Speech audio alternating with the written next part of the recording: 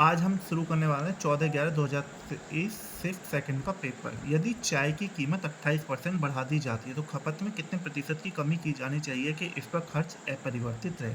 भैया सुनो कॉन्सेप्ट, खर्चा बराबर क्या होता है, कीमत गुणा उपभोग। खर्चा बराबर कीमत गुणा में उपभोग। अब ये कह रहा है कि चाय की कीमत 28% बढ़ी है। अगर कीमत 28% बढ़ेगी तो खपत में कितने प्रतिशत की, भैया देखो खर्चा हमें फिक्स रखना है। अगर खर्चा फिक्स होगा, कीमत बढ़ेगी तो उपभोग क्या होगा, सिंपल सी बात है, कम होगा। देखो फॉर एग्जांपल 30 रुपये है, कीमत 5 है, तो उपभोग क्या होगा 6, 5 गुना 6 30 होगा। अब मान के चलो कीमत 6 कर दी तुमने, तो उपभोग क्या हो गया 5। अगर खर्चा हमारा फिक्स है तो कीमत बढ़ेगी तो उपभोग उतना ही कम होगा। कीमत और उपभोग एक दूसरे के क्या होंगे, रेसिप्रोकल यानी उल्टे होंगे। अब देखो 28%, अब 28% का फ्रैक्शन में निकालो, 28/100, 4 से काटा 7 हुआ, 4 से काटा ये 25 हुआ। कीमत का अनुपात कितना हुआ, 25 से 32।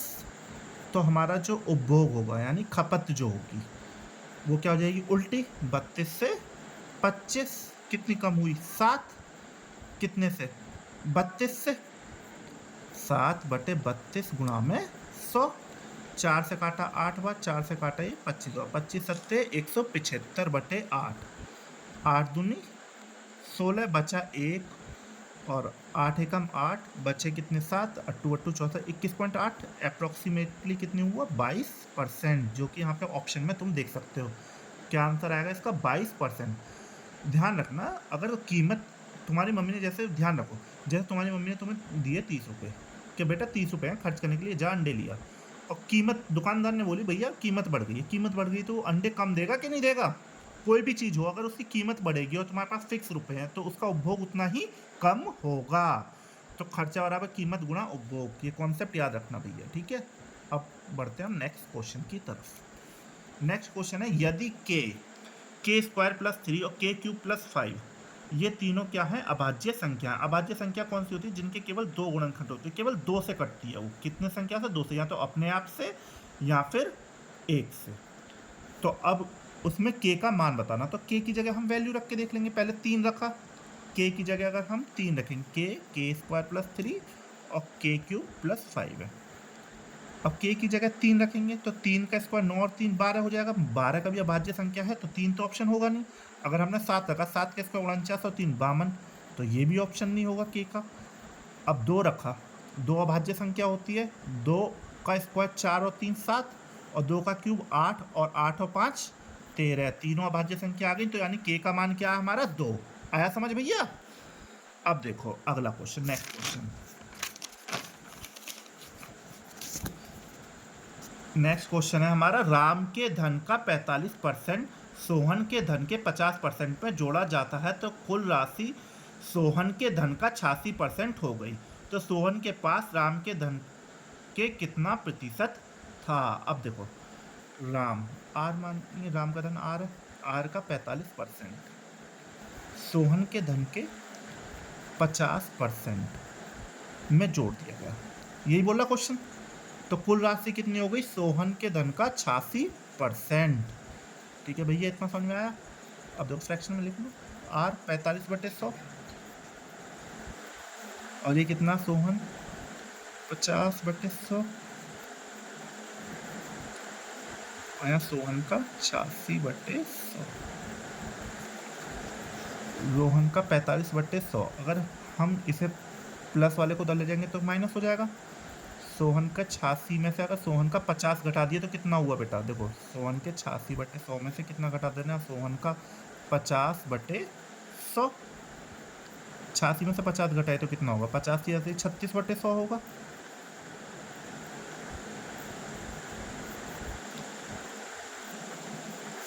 ये रोहन के 45/100 के बराबर होगा। 100 से 100 गया, राम के 9 पंजे 45, 9 चौक 36। तो राम के और सोहन का अनुपात कितना है, राम के पास आए 4 और सोहन के पास आए 5। तो ये पूछा सोहन के पास राम के धन का कितने प्रतिशत होगा। सोहन के पास राम के धन का किसके साथ, जिसके साथ का आएगा वो हमेशा कहाँ आएगा, नीचे। जिसके साथ का आएगा वो कहाँ पे आएगा हमेशा? सोहन के पास राम के धन का। अच्छा, का किसके साथ आ रहा? राम के साथ आ रहा, राम के धन का। तो 4 कहाँ आएगा नीचे? राम का धन। सोहन का ऊपर 5 गुणा में 100। तो 5/4 कितना होगा? काट लो, 4 से 25 हुआ, 25 पंजे 125%। आया समझ? जिसके साथ भैया का आएगा, का आ रहा राम के साथ, तो वो कहाँ पे आना? नीचे। और तुम्हारा सोहन कहाँ आना? ऊपर 5। अब काटोगे तो कितना हो जाए? 125%। अब आओ नेक्स्ट क्वेश्चन पे। हमारा नेक्स्ट क्वेश्चन है, अब सुनो इसका concept. A cube plus b cube होता कितना? A plus b, a square plus b square minus a b, ये है हमारा फॉर्मूला। अब देखो 0.061 है, ये मैंने मान लिया किसके बराबर है? ए के बराबर है। बी माना मैंने 0.031 है। अब देखो ऊपर ए क्यूब बनना, भाई 3 बार आ रहा है ना 0.61, तो ए क्यूब बनना। और 0.31 कितनी बार आ रहा? 3 बार आ रहा, तो ये क्या बनना? B cube. और नीचे देखो ये 0.6 कितनी बार आ रहा? 2 बार आ रहा, तो ए स्क्वायर बनना। फिर minus a b plus b square. और a cube plus b cube अगर खोलूँगा मैं तो कितना होता है? A plus b, a square plus b square minus a b बटे a square minus a b plus b square. तो इससे ये कट गया, ए प्लस बी आया। अब इन दोनों ने जोड़ दो, 1 और 1 2, 6 3 9 और 0.092। यही हमारा ऑप्शन है, ऑप्शन नंबर ए। तुम्हें सीधा ये करना है, यहाँ पे ए क्यूब दिख रहा है, हाँ बी क्यूब दिख रहा है, इन दोनों को पकड़ के सीधा जोड़ देना है पेपर में और सीधा आंसर खत्म। ये मैंने पूरा कॉन्सेप्ट समझाया यहाँ पे। आया समझ? आओ भैया अब अगले क्वेश्चन पर। क्वेश्चन नंबर अगला, पांचवी अभाज्य संख्या और 100 से ठीक बाद वाली अभाज्य संख्या। पांचवी अभाज्य संख्या, तो पांचवी अभाज्य संख्या जो होगी वो कौन सी होगी? देखो पहली अभाज्य संख्या 2, दूसरी 3, तीसरी 5, फिर 7, 7 के बाद 11। दो ये कौन सी हुई? पांचवी अभाज्य संख्या। और 100 के बाद वाली अभाज्य संख्या कौन सी होगी? 101। 101 होगी क्या ना होगी 100 के बाद वाली? इन दोनों की मल्टीप्लिकेशन पूछा, क्या होगी? इनका गुणनफल ज्ञात करो। तो इनका गुणनफल आएगा 11 11। एकदम आसान है, सब जानते हो अभाज्य संख्या वो होती है ना जिनके कितने फैक्टर होते हैं हमारे? 2 फैक्टर। अभाज्य संख्या कौन सी होती है जिनके कितने फैक्टर होते हैं हमारे? 2 फैक्टर होते हैं। या तो वो अपने आप से कटेंगी या फिर 1 से कटेंगी। आ गया होगा समझ में? अब नेक्स्ट क्वेश्चन पे आओ भैया। ये मैंने कल भी कराया था। अंकित मूल्य को क्रय मूल्य से 75% अधिक है। अंकित मूल्य कितना अधिक है? क्रय मूल्य से 75% अधिक है। सीपी से कितना अधिक है अंकित मूल्य? 75%। मार्कअप करा हमने और फिर मार्कअप पे हमने 40% की क्या दे दी? छूट दे दी। तो क्या आया हमारा? एसपी आया, यानी विक्रय मूल्य आया। ये हमारा सीपी यानी क्रय मूल्य। ये हमारा अंकित मूल्य। कल मैंने इसका कॉन्सेप्ट पूरा का पूरा कराया तुम बच्चों को। और ये क्या है? विक्रय मूल्य।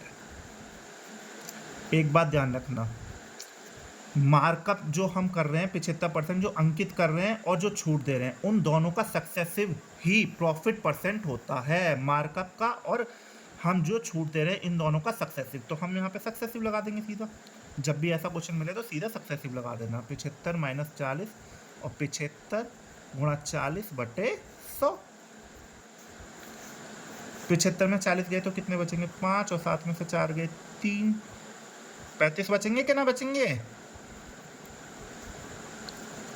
और यहाँ पे 75 चौका कितने हो में? 300 बटे 75 चौका कितने होंगे? 300, 3000 बटे 100। 2 जीरो से 0। 35 में से 30 गए तो कितने बचे? 5। तो कितना आंसर आया? 5%। आया समझ में भैया? अब आओ अगले क्वेश्चन। बहुत आसान क्वेश्चन है। देखो अरुण ने 525 रुपये में 150 अमरूद खरीदे। 150 अमरूद कितने में खरीदे? 525 रुपये में, और 36 रुपये प्रति दर्जन के हिसाब से बेच दिए। तो अरुण का लाभ या हानि प्रतिशत ज्ञात करें। देखो 525 रुपये में कितने खरीदे हैं? 150 अमरूद। तो एक अमरूद कितने का खरीदा होगा? एक अमरूद अगर हम देखें तो 525 में अगर 150 खरीदे तो एक अमरूद 150 बटे 525, भैया सिंपल सी बात है, अगर 36 बॉल 6 रुपये की, अब मान के 6 रुपये की आ रही है 36 बॉल, तो एक बॉल कितनी होगी? 36/6, 6 रुपये की आएगी उसी हिसाब से, है ना। अब देखो 25 छिक्का 150, 25 दूनी 50, बचे 2, 25 एकम 25, 3 सत्ते 21, 3 दूनी 6, 7/2 यानी कितना हो गया सीपी? 3.5। एक बॉल का सीपी कितना हुआ? 3.5।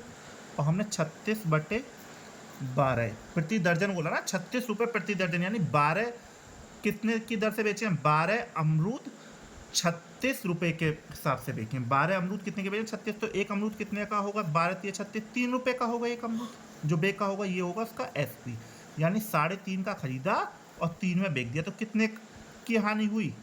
0.5 की। कितने से? 3.5 से, गुणा में 100, पॉइंट से पॉइंट कर गया, 5 सत्ते 35। तुम जानते हो 1/7 कितना होता है? 14.28%। अगर फ्रैक्शन में निकालें, और सिंपल सी बात, 100/7 करोगे तो कितना आ जाएगा? 14.29% का लाभ। करके देख लो। अरे ये भी करके दिखाना पड़ेगा, 100 से भाग करके। देखो 7 एकम 7, बचे कितने? 3, उतार 0, 7 चौक 28, बचे 2, 7 दूनी 14, बचे कितने? 6, पॉइंट क्या 7 अट्टे आ गया 14.28। देख लो भैया, यही आंसर है, 14.29%। अब आ जाओ अगले क्वेश्चन पे। 8.3 8.3 लंबे एक ऊर्ध्वाधर खंभा, एक खंभा जिसकी लंबाई कितनी है? 8.3। उसकी छाया कितनी बननी है? 4.15 बननी है, 4.15 मीटर। अब कह रहा उस पेड़ की ऊंचाई ज्ञात करो जिसकी समान परिस्थिति में 40 मीटर की, उसमें उस पेड़ की लंबाई ज्ञात करनी है जिसकी 40 मीटर की होनी है। भाई 8.3 की तो इतनी बननी है, तो दूसरे हमने मान लिया एक्स, सपोज करो एक्स है वो, तो उसकी कितनी बनेगी? तो हम क्रॉस मल्टीप्लिकेशन, ये तो सब जानते ही होंगे भैया। 8.3 इंटू 40 किसके बराबर होगा? 4.15 इंटू एक्स। अभी से काट लोगे 83 को, अगर पॉइंट से दिक्कत है तो देखो ऐसे 8.10 पॉइंट हटाएंगे तो एक जीरो आएगी, 0 से 0 गई। अब 83 चौका, और यहाँ से हटा लो 3200। अब 83 चौका कितने होंगे? 83 पंजे, क्योंकि मुझे पता लग रही है 8 पंजे 40, तो 80 पंजे 400, 3 पंजे 15, तो 83 पंजे 415। और यहाँ से काटा 5 से तो कितने बार गया? 5 दूनी 10, 20 बार, 20 चौक 80, तो x कितना आ गया मेरा? 80। तो हमें पेड़ की ऊंचाई कितनी लेनी पड़ेगी? 80 मीटर। आया समझ? अब आओ अगले क्वेश्चन पर। नेक्स्ट क्वेश्चन हमारा, नेक्स्ट क्वेश्चन 24 सेंटीमीटर, 17 सेंटीमीटर और 9 सेंटीमीटर की भुजा वाले त्रिभुज का क्षेत्रफल ज्ञात करो। जब भी 24, 17, 9 ये अलग अलग दे रखी हैं भुजा, तो इसके निकालने के लिए हमें लगाना पड़ेगा इसमें हीरोइन फॉर्मूला। अब सुनो क्या होता है। अगर हीरोइन फॉर्मूला में पहले निकालनी पड़ेगी हमें सेमी पेरीमीटर यानी अर्ध परिमाप। उसके लिए क्या करना पड़ेगा? 24 + 17 + 9, इन तीनों को जोड़ के 2 से डिवाइड करना पड़ेगा। इसका फॉर्मूला होगा S = A + B + C/2। तो जोड़ लो इन्हें। 17 और 9 कितने हो गए? 26, 26 24 50, 50/2 कितना आया? 25। तो S आ गया हमारा 25। अब त्रिभुज का क्षेत्रफल निकालना, तो उसका फॉर्मूला क्या होता है? S × S - A × S - B × S - C। अब देखो हमने S कितना माना? 25। 25 में से 24 घटाना तो 1 आएगा। S - 1, भाई S तो मेरा 25 है, 25 में से 24 घटाया तो 1 बचा। और यहाँ 25 में 17 घटाएंगे तो कितने बचेंगे? 8। और 25 में से 9 घटाएंगे तो कितना आएगा? बताओ भैया, 25 में से 9 घटा के कितना बचा? 15 में से 9 गए तो कितना? 6, 16 आएगा। अच्छा जी, तो 25 में से एक तो मैंने 5 बाहर निकाल लिया, 16 का 4 बाहर निकाल लिया। 8 को क्या 8 ऐसे कैसी रहने दो अभी, 20√8। और 8 को क्या लिखूंगा? 4 × 2। तो ये 4 बाहर आएगा तो 2 बन जाएगा। तो 20 दूनी 40√2। कितना आएगा भैया आंसर? 40√2। आया समझ? अब आओ नेक्स्ट क्वेश्चन पर।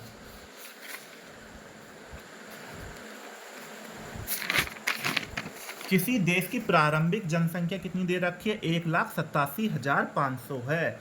यदि जन्म और मृत्यु दर 13% और 9% है तो 2 वर्ष बाद इसकी जनसंख्या क्या होगी? अब सुनो भैया, 13% पैदा हो रहे हैं और 9% क्या हो रहे हैं? खत्म हो रहे हैं। तो ओवरऑल कितने बढ़े? 4%। भाई 13% पैदा हो रहे हैं, 9% खत्म हो रहे हैं, 4% बढ़े एक साल में। तो 4% यानी अगर फ्रैक्शन में लिखूँ तो कितने बढ़े? 1/25। भाई 4/100 कितना होगा? 1/25 होगा कि ना होगा? तो 1/25 हुआ। तो ऐसा कितने बार हुआ? लगातार 2 साल हुआ। प्रारंभिक कितना दे रखा? 1,87,500। पहले साल बढ़े कितना? 1 बढ़ा, 25 का 4%, 1 बढ़ा तो कितना हो गया? 26/25। फिर अगले साल भी 26/25 होगी। अब देखो 25 से ये काटा, 25 चौका 100। अब इसे काट लो 25 से, कितनी बढ़ जाएगा? 25 छिक्का 150, 25 सत्ते 175, कितने बच्चे? 12। और आगे 5, 25 पंजे 125, 75 चौका कितने होते हैं हमारे? 300। 300 की मल्टीप्लाई 26 गुणा 26। अब देखो ऑप्शन देखो, सबका यूनिट डिजिट अलग अलग है। अलग अलग है तो देखो फिर मैं पूरी कैलकुलेशन नहीं करूँगा, अगर यूनिट डिजिट अलग अलग है तो 6 छिंग 36 का 6 और 6 तिया 18, यानी कितनी आएगी यूनिट डिजिट? 8। तो 8 किसकी आ रही है यहाँ पे? इसी की। तो this is the right answer. अब आओ अगले क्वेश्चन पर। एक व्यक्ति साधारण ब्याज पर 4% वार्षिक साधारण ब्याज पर 2 वर्ष के लिए 5,000 रुपये उधार लेता है। वह तुरंत दूसरे व्यक्ति को 25/4% की वार्षिक दर पर 2 वर्ष के लिए उधार देता है। इस लेन देन में उसका लाभ कितना हुआ? भैया एक वर्ष में तो एक व्यक्ति ने मान के चलो 4% के हिसाब से रुपए लिए, 4% के हिसाब से लिए 2 वर्ष के लिए। तो एक साल में 4% अगर ब्याज उसे देना पड़ा तो 2 साल में कितना देना पड़ेगा? 8%। अब बड़ा तेजा खुद लेके और फिर दूसरे किसी और को दे दिया। उसने उधार लिए 5,000 रुपये और दूसरे को पकड़ा दिए। अब दूसरे व्यक्ति से कितना ब्याज दर मांग रहा? 25/4 मांग रहा। कितने साल में? 2 साल में 25/4, तो एक साल में कितना होगा? वो एक साल में 25/4 तो 2 साल में कितना होगा? 2 दूनी 4, एक साल में होगा 12.5%। तो 12.5% ब्याज देगा दूसरा व्यक्ति उसे। तो कुल मिला के उसने कितना लाभ कमा लिया होगा? 4.5% का लाभ कमा लिया। कितने पे? 5,000 पे। 5,000 पे कितने का कमा लिया? 4.5% का। परसेंट से 2 जीरो काट दी और 50 में से ये पॉइंट हटाएंगे तो 5, 45 पंजे 225 रुपये का लाभ। कितने का आया? 225 रुपये का कुल मिला के लाभ कमा लिया। अब आओ अगले क्वेश्चन पर। देखो किसी काम को ABC किसी कार्य को क्रम से 8, 10 और 12 दिन में पूरा कर सकते हैं। वे सभी एक साथ कार्य करते हुए उस कार्य को कितने दिन में पूरा कर लेंगे? A कितने में कर रहा? 8 दिन में। B कितने में कर रहा? 10 दिन में। और C कितने में कर रहा? 12 दिन में। तो 8, 10, 12 का एलसीएम कितना होगा बताओ? 8 और 10 40 और 120। 8 एकम 8 बचे 4, 8 पंजे 40। 10 से करेंगे तो 12 बार जाएगा और 12 से करेंगे तो 10 बार। तो 120/120 टोटल काम है। और A कितना कर रहा है एक दिन में? 15 काम। B कितना कर रहा है? 12 काम। और C कितना कर रहा है? 10 काम।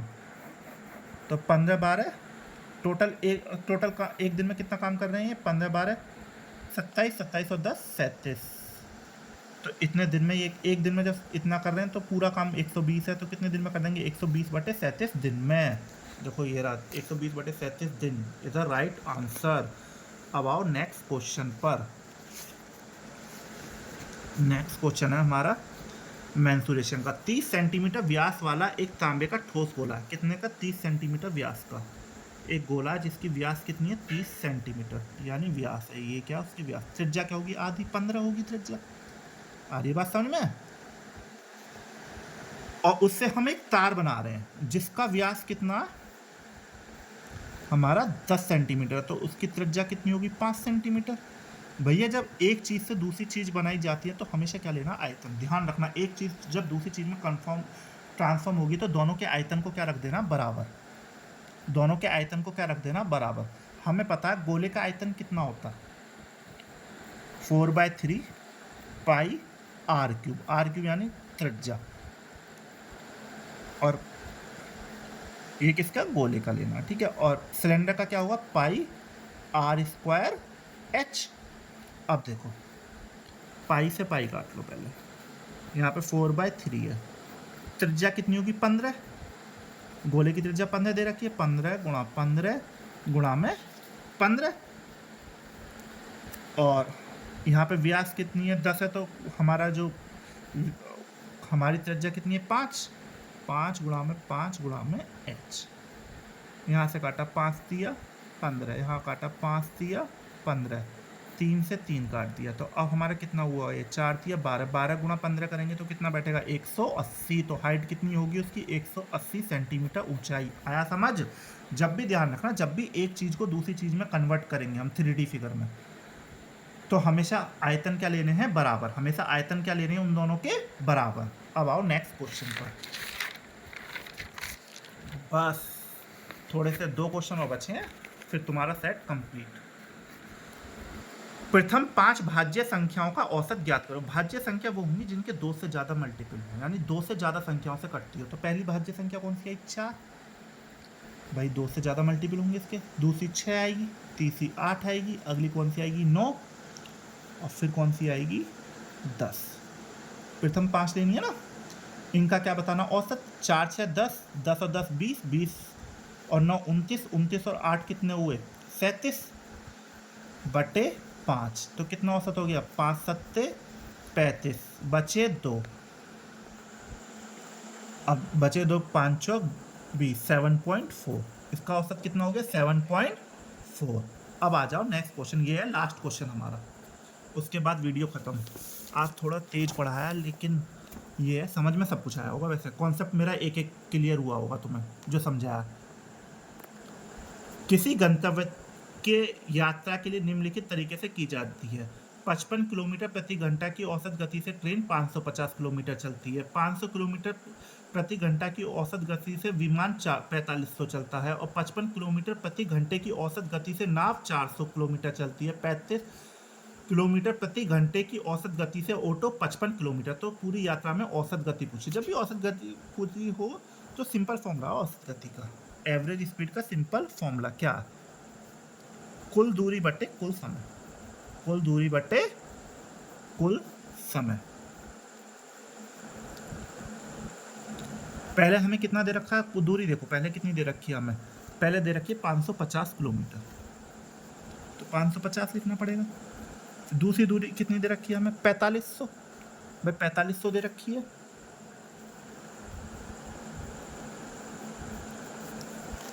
अगली कितनी दे रखी है, 400। अगली दूरी कितनी दे रखी है हमें, 400, वो 400 लिख ली हमने। फिर उससे अगली कितनी दे रखी है हमें, 55 किलोमीटर। तो हमने कुल दूरी लिख ली। और हमें समय निकालना, समय कैसे निकालेंगे, देखो 55 किलोमीटर प्रति घंटा 550 के हिसाब से, तो कितना होगा, 550/55, यानी कितना आ जाएगा, 10 आ गया। तो पहले के लिए तो समय लग रहा है 10 घंटे। अगला 4500 किलोमीटर जा रहा है वो कितने से, 500 की गति से, तो यहाँ पे समय कितना लगा, 9। 500 निम्मा 4500 होते हैं ना। और अगले में कितना जा रहा है, 400 जा रहा है 25 की स्पीड से, तो यहाँ पे कितना समय लगेगा, 25 एकम 25 बचे 15, 25 छिक्का 150, यहाँ कितने लग रहे हैं, 16 घंटे। और यहाँ पे कितने लग रहे हैं, 55/35, 5 एकम 5, 5 एकम 5, 5 7 35, 11/7। अब देखो हमारा यहाँ पे सारे डिस्टेंस जोड़ दो, 4500 और 500 कितने हुए, 5000, 5000 और 400 कितने हुए, 5400, 5450। देखो एक बार जोड़े ले रहे हैं, देखो कभी गलती हो जाए, 550, 4500 और ये 400 और ये 55। यहाँ पर 5 और 5 5 10, 5 5 10, 10 4 14 और 1 15, 4 और 1 5। 5505। कुल मिला के कितना दूरी 5505 है। समय कितना 10 और 9 19, 19 और 16, देखो समय यही तो है 10 9 16 और 11/7, यही तो समय। 16 और 9 25, 25 और 10 35, तो 5505/35 प्लस 11/7, 7 पन्ना 35, हासिल के 3, 7 या 21 और 3 24, 200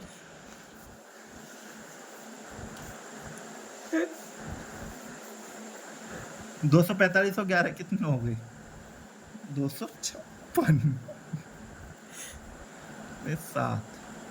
आया समझ भाई? सोल नहीं। तो देखो 256 किस ऑप्शन में आ रहा है हमारा? केवल इसी ऑप्शन में आ रहा है। हम ऑप्शन है यहाँ 9600 आ रहा है, यहाँ 256 आ रहा है, और यहाँ 3300 आ रहा है, यहाँ 25 आ रहा है, केवल 256 आ रहा है हमारा यहाँ पे। अब देखो यूनिट डिजिट से देखो 6 की अगर 0 से मल्टीप्लाई करें तो 6 और 6, 256 की अगर इससे करते तो 6 0। एक मिनट शांत भाई, क्या कर रहे हो यार? तो अगर हम करेंगे तो इसे डिवाइड करके देख लेना, इतना ही बैठेगा। आज के लिए गाइस इतना ही है बस।